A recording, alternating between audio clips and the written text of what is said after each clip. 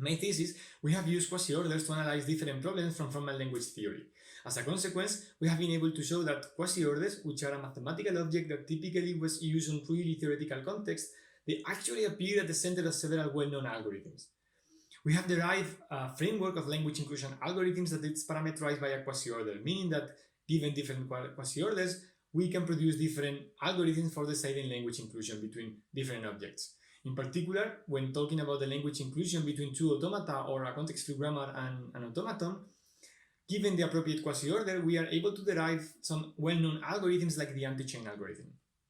We believe that this allows us to offer a new perspective on this algorithm that hopefully it will help understand the behavior of the algorithm and the development of future improvements on top of it.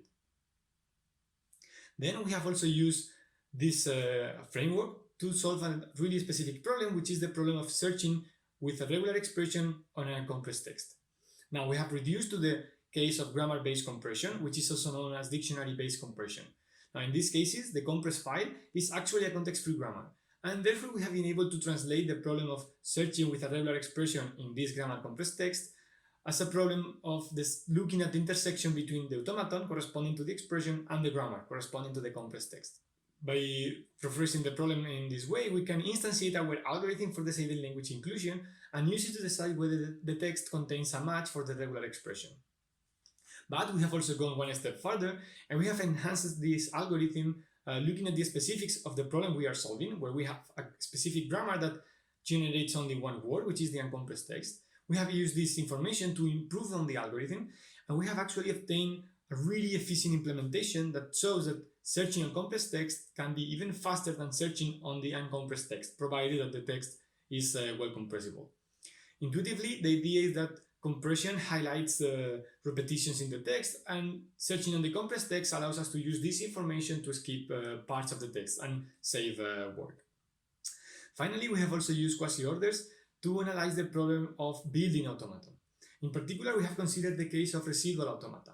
Now, automata typically can be deterministic and non-deterministic. Those are the two main classes considered. Now, deterministic automata are easier to manipulate, but non-deterministic automata are way smaller, meaning that there are languages for which deterministic automata are always exponentially larger than the non-deterministic ones.